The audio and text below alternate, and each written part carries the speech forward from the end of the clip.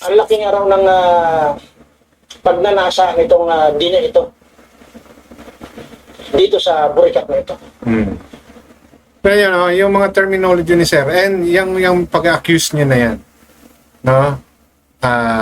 Malaki yung pagnanasa daw nung D. So we all know kung sino yan, di ba?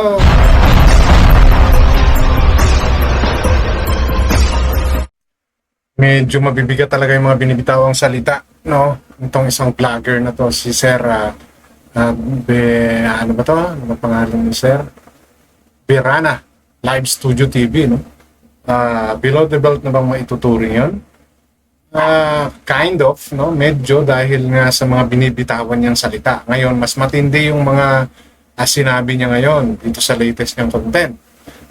Kung saan, mayroon daw nagme-message sa kanya or may nagbigay ng information sa kanya regarding, no, dito sa sinasabi niyang bida. Hindi niya pinapangalanan pero the way he described it, the way he mentioned the sponsor, we all know kung sino. Pero matindi po yung mga salitaan na yon. No? Matindi po yung mga binigay niyang descriptions and the use of vulgar words. No? Talagang magugulat tayo. Ako nagugulat pa rin ako. Dahil kumbaga kapag binalikan siya, no, ng mga taong involved doon sa kanyang sinasabi, malaki po yung tsansa. Kaya lang, siyempre, ilalaban niya, wala siyang pinangalanan. Pero meron siyang mga taong pinangalanan na connected doon sa kanyang topic. Okay, so yan po yung bibigyan natin ng reaction at opinion sa content ko na to. At bago pala kayo magpatuloy, welcome sa aking channel. Bago pa lang po kayo sa aking channel, please don't forget to like, share, and subscribe na rin po. And pakihit ng notification bell para maging aware kayo sa aking mga upcoming content. Any comment, suggestion, recommendation, leave it on our comment section. Easy lang po tayo, walang personalan. At always po, matuto kayo mag-fact check para hindi po kayo magpagsapihang fake news. Okay? So, ito po, no? Dito po sa mundo ng YouTube, iba't ibang paraan po. Ito yan, iba't ibang paraan paano papansin yung mga content namin. Okay? And there are some na talagang they need to change their character to suit, no, the needs or yung expectations ng mga viewers, no. May mga ganun po kasi talaga na mga vloggers na nagkakaroon sila ng double identity. Okay? At meron naman pong iba na talagang kung ano sila, nilalabas nila, no? Kung ano yung ugali nila, yun yung pinapakita nila. So, sa inyo na po yun. Kayo na po ang magdidetermine nun kung sino pa ba yung talagang nagsasabi ng totoo sa mga pinanonood ninyo. So, ito pong kay Sir Birena, no? Kayo po ang mag-decide kung makatwiran pa po ba yung mga binibitawan ng salita, no? Angko pa ba doon sa kanyang tinatapik, no? Hindi po ito paninira or pang-insulto kay Sir Birena. Ito po ay opinion ko lamang, katulad niya, nagbibigay din lang siya ng opinion, hindi ko siya kilala, hindi niya ako kilala. Ako po yung nagbabase lamang doon sa kanyang mga video, no, at sa mga sinasabi niya.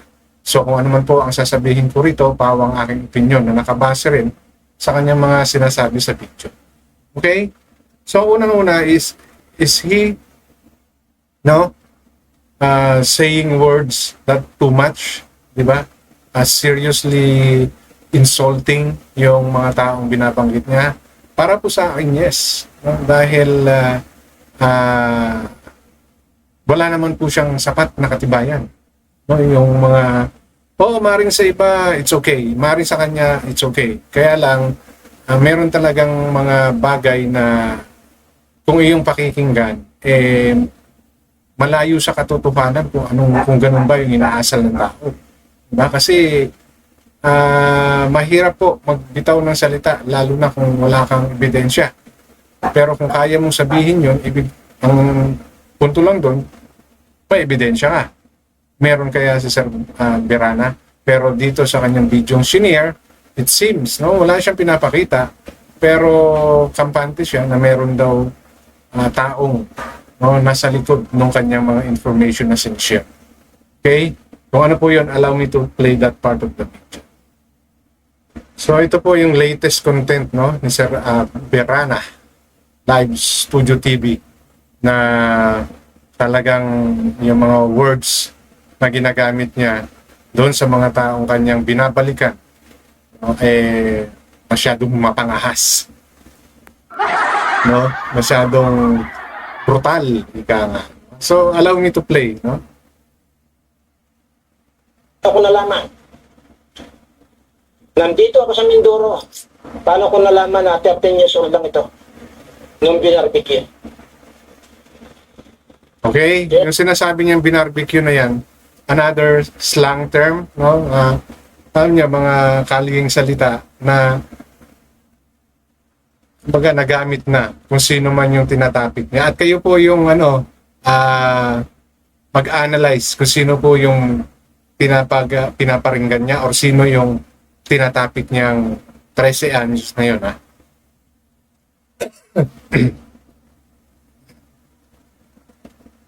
Yung hindi nyo alam sa akin.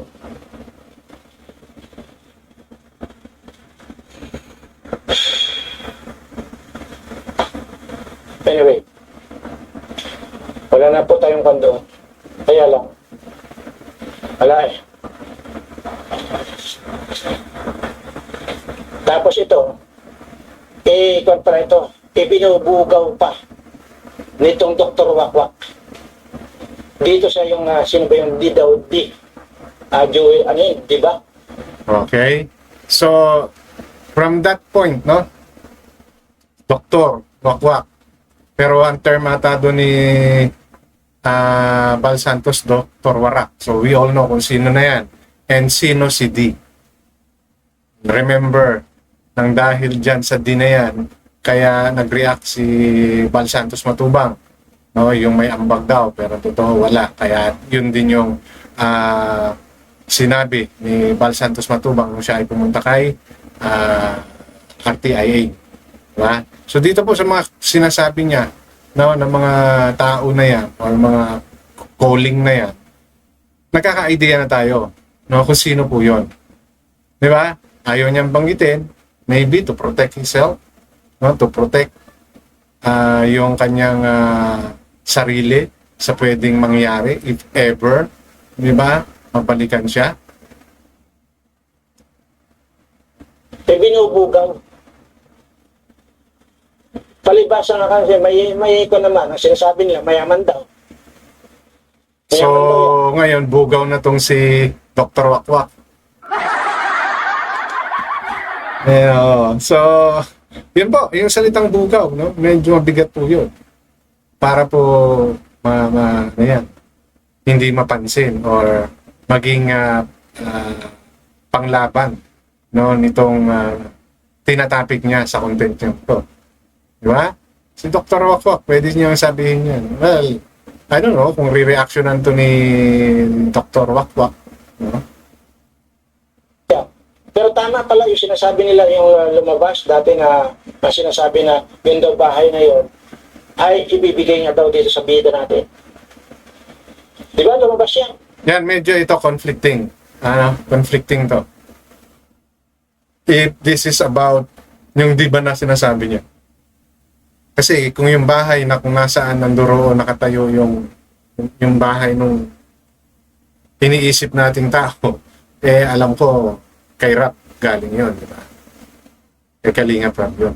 Yun yung kabayaran ng serbisyo or pagbablog sa kanya. Di ba? Kaya, and ito medyo naging confusion. Mukhang kulang-kulang yung mga information niya.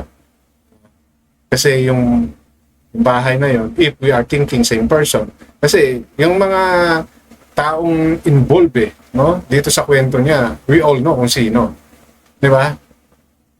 Kaya kung nasasabi na yung pabahay na yon is from Kalinga Prab, no, may ambag yung mga sponsor, correct, pero ang karamihan doon is galing kay Kalinga Prab.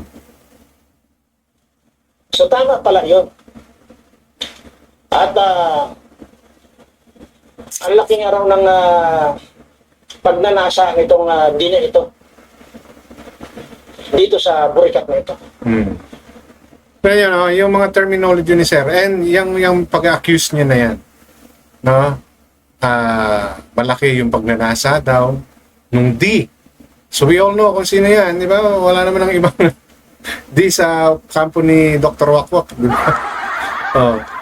So ito Sir, no? Medyo kung kayo po ay mababalikan, well, as of now, I don't see how they're going to retaliate to what you're saying kasi nga, you're not directly mentioning the names, but your words are very below the belt, no? For saying those words. Okay, pwede mo kasing ibalik Sir na bakit may pinangalanan ba? Yeah, wala kang pinangalanan, but yung situations, people around, no, the topic, okay, yung pinatutunguhan ng kwento mo, di ba? It seems, no, the people have common knowledge kung sino yan. Wala nga lang pangalan. And I don't know if that one will stand in the court if ever, no, na may magkaso. Okay? Kasi kulang na lang talaga yung pangalan. Dahil yung mga person involved, situations na pangyayari, alam natin kung sino. And matindi ron, no? Sabihan niya ng 13 years old pa lang. Okay, so medyo talagang kung ating titignan, no, below the belt siya, no?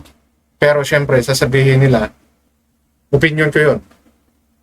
Magpatunay kayo kung sino yung sinasabi ko. May mention ba akong pangalan? Yung nagiging labanan ngayon eh. No? As long as you're not mentioning the name, wala kang karapatan na yun ay akuin. No? Parang gano'n. So, that's why I'm not too sure, no, if ever, even without mentioning the name, yung mga bang scenario, taong involved, no, locations, di ba? Pwede bang magamit yan na panglaban doon sa mga taong nambabastos sa'yo, nambabalahura sa'yo, di ba? Or nagsasalita ng hindi maganda sa'yo. Even there's no specific name na minention. No, kasi yung scenario, yun na eh. Di ba? Hindi ko rin siya binabanggit kasi malay mo nga, may iba siyang iniisip. Di ba?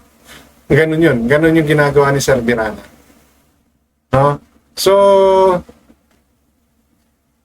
medyo talagang no, kung panunurin niyo pa po yung buong video niya ni Sir, talagang most of the word he's using is masyadong matatapang, maangahang. And even Kapeso, no? He's describing the physical features of Kapeso. Then, maraming pong ginagamit ng mga word dito sa Sir Birana na below the belt po talaga. Pasensya ka na Sir, no? Hindi po ito paninira sa iyo. Ako po yung nagre-react lang. Reactor lang po ako. At wala pong masamang tinapay sa akin dahil hindi nyo rin po ako kilala. Katulad po ninyo, nagbibigay din lang po ako ng opinion base sa aking naunawaan. No? Kung ito man po ay against sa prinsipyo ninyo or against dyan sa mga sinasabi ninyo, then you can comment or do your own reaction or rebut on this content of mine, no? Ang sa akin lang dito, nakabase dun sa aking pagkakaunawa, yung binibigay kong paliwanag, no? And kind of medyo talagang below the belt siya. Okay lang yan kung mayroon kayong ebidensya, solid evidence to prove your allegations against dyan sa 13 anyos na yan, kay Dr. Wakwak, no? At to a certain D, no? Na kami, ako, dahil tagal na akong nakamonitor, nakapalo, nanonood, so more or less, kilala ko na si Wakwak or si Bulldog. No? At yung 13 anyos na sinasabi ninyo na nagpa-barbecue, no? Halos may idea na po kami. Okay? So, is it good? Na? Dapat ba nating paniwalaan yung mga sinasabi? Well, for me, it's not the words you say, no? The words you used in describing a certain individual. Okay? Pero pwede siyang gamitin against you, especially kung hindi totoo. Okay? Ang sa akin, what matter is your allegations should be supported with a concrete evidence, not just by mouth. No, kasi kung yun lang, pagsasalita lang at wala kang concrete na ebidensya, content lang, no? Content na nga lang tayo, ganun pa yung gagawin ng ilang mga vloggers, masyado nang misleading, di ba? Okay na mag-content ka, at least you're sharing explanations na nasa realidad, na yun yung totoong nangyayari talaga, at walang halong pangluloko. Walang idadagdag na alam mong kasinungalingan at wala ka ring babawasin para magmukhang aakma dun sa taong iyong sinusuporta. Okay, yun lang po, no, yung aking napansin dito kay Sir Birrana Live Studio TV, no, sa kanyang mga binibitawang salita. Well, nagpo-political vlogging din siya, and the way he rebut, no, or explain his opinion doon sa mga iba niyang content, talaga maaanghang siya magbitaw ng salita. Ang sa akin lang, medyo alalay ng konti siya. Dahil kung hindi ka man mabalikan na mga taong yan, oras na naging sikat ka na talaga at makilala ka, maaaring yung mga taong nakakakilala sa'yo, na ayaw sa'yo, ang gumawa ng paraan at i-mass report ka. No? So, I don't know what will be the grounds for them to mass report you. Maybe the insulting words you use. Pero, yun nga, sabi nila, laging may kaakibat, no, yung mga ginagawa natin dito sa YouTube, especially yung mga content creator. So, doon lang po tayo sa totoo at tama at gumamit ng mga salita na hindi masyado makaka-offend. No? Kung kailangan gamitin. But make sure, no, na nanduroon kayo sa konteksto ng inyong tinatawag. Okay, so yun lang po yung gusto kong share sa content kanto, and hanggang dito na lamang. Maraming salamat.